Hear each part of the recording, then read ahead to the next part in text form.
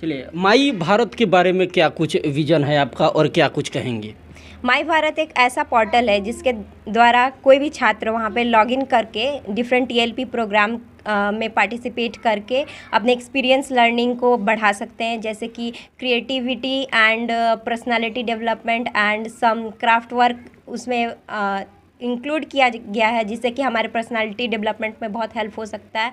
Different programme जैसे स्वच्छ भारत अभियान जैसे प्रोग्राम चलाए जाते हैं, फिर ब्लड डोनेशन, उससे हम युवा जो है 19 से 29 इयर्स के जो युवा है उसमें पार्टिसिपेट करके अपने देश में को विकसित बनाने में जो हमारे प्रधानमंत्री का विज़न है 2047 में उसमें योगदान दे सकते हैं। आपके ये टारगेट है ये? यस, मेरा ये ग्रामीण इलाका है, ये निजामपुर शहर से थोड़ा सा दूर है ये। हाँ। लेकिन इस तरह की एक बिटिया की सोच आखिर कैसे आया ये? मैं सबसे पहले मैं अपने कॉलेज के टीचर्स को धन्यवाद देना चाहूँगी कि वो मुझे बहुत सपोर्ट करते हैं और बहुत प्रेरित करते हैं।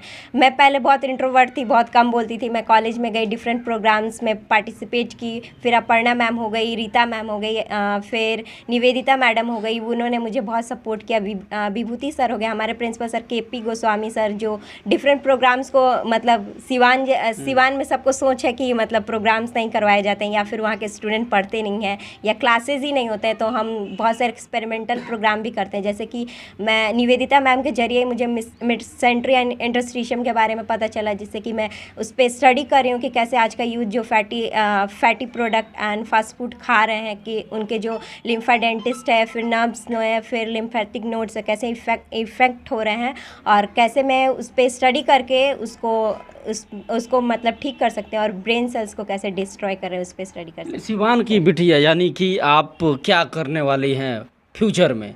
क्या एक विजन लेकर के आप चल रही हैं और क्या कुछ करने वाली है, कुछ बड़ा धमाल? यस, ये सबका सपना होता है, मेरा भी एक सपना है कि मैं एक सिविल सर्वेंट बन के अपने देश के सेवा में योगदान दे सकूं। उसके लिए मैं फर्स्ट ईयर से ही प्रिपरेशन कर रही हूँ। सबको लगता तैयारी आपकी चल हाँ रही है। तो सबको लगता होगा कि वो मैं पहले किशनगंज में रहती थी, पापा का वहाँ पोस्टिंग था, तो ये गांव में क्यों आके। मैं शांति के लिए आई हूँ, क्योंकि यहाँ पे जो है वो शांति से आप स्टडी कर सकते हैं, अपने टाइम को दे सकते हैं, अच्छे से स्टडी कर सकते हैं, इसलिए मैं यहाँ पे हूँ। मेरे तरफ से भी, हमारी टीम की तरफ से शुभकामनाएं आपको कि आप आगे थैंक यू सो मच। चलिए, ये प्रेरणा आपको कहाँ से मिला? ये मैं प्रेरणा मेरे पापा, सबसे पहले मैं अपने पापा को मेरे पेरेंट्स, पापा मम्मी मेरा भाई सब मुझे इतना सपोर्ट करते हैं, बोलते हैं तुम में तो कोई बात है कि तुम अपने देश के लिए कुछ कर सकते हो, क्योंकि वो बचपन से मेरे स्ट्रगल को देखते हैं। आज तक मैंने बचपन से कभी ट्यूशन को ज्वाइन नहीं किया है। यहाँ पे सबको लगता होगा कि मैं पहले यहाँ नहीं रहती थी, पापा मेरे JESI है तो बहुत सारे मुझे ट्यूशन लगा के रखे होंगे, तो मैं कभी ट्यूशन ज्वाइन की ही नहीं, मैं सेल्फ स्टडी पर निर्भर रही हूँ।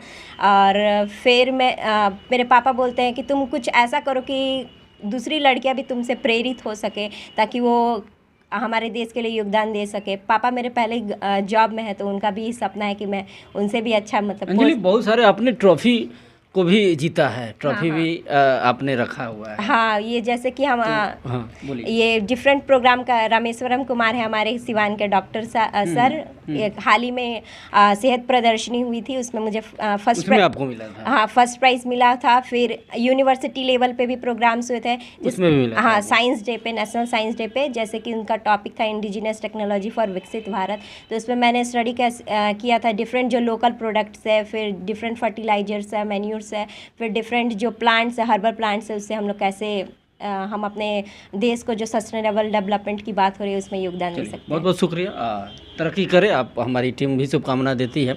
देख सकते हैं तस्वीरों में कि अंजलि कुमारी ये छात्रा हैं और दिल्ली में इनको सम्मानित किया गया सर्टिफिकेट देकर के। तमाम वो तस्वीरें भी आप देख सकते हैं, इनके साथ में स्थानीय प्रतिनिधि भी हैं और काफ़ी खुशी भी है।